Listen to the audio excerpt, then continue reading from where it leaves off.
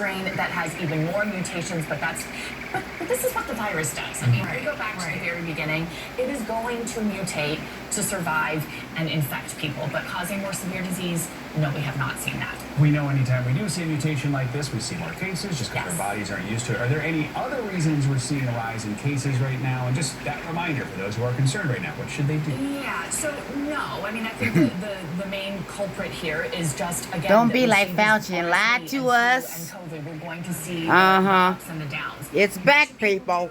Wear your mask. One thing to do is always do your own risk assessment. Yep. I'm sure that most of us out there probably know at least one person with long COVID. That might be a reason that people might want to mask or be more likely to get the updated booster, for example. But I would urge people to keep an eye on hospitalizations, ICU admissions, and wastewater data in their area. We can't rely on case counts. They are vastly underreported because people just aren't testing. You mentioned the booster a minute ago. I think people are confused about like, where are we at with the booster? Am I supposed to keep getting it? Is my doctor going to tell me that?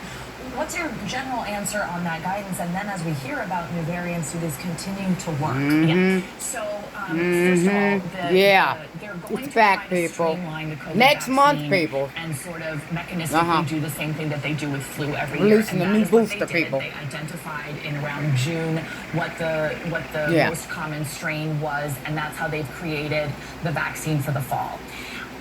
We will see what the CDC says in terms of recommendations. Probably they're going to make a broad recommendation and say, here's a new booster. It is going to cover what's circulating now. Go ahead and get your shot when you get the flu shot.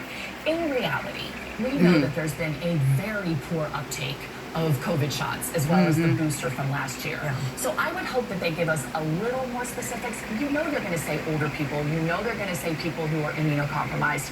But does a young, healthy person need to get it? I'd like to also see data that they do need to get it.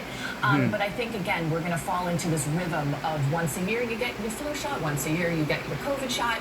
But again, the flu shots, we get like 50% every year of people doing it, and COVID is way lower than that. We saw a U.S. map a moment ago. Are we seeing specific areas that are having higher numbers of cases? Do you remember like those waves in the past where it like started here and then it went there? So that's what we're seeing. And we're also going to see it in populations where there are older people, with nursing homes and stuff. You're going to see the numbers increasing, the hospitalizations increasing there as well. All right, Dr. Azar, as always, thank you. Coming up on Morning News Now, it's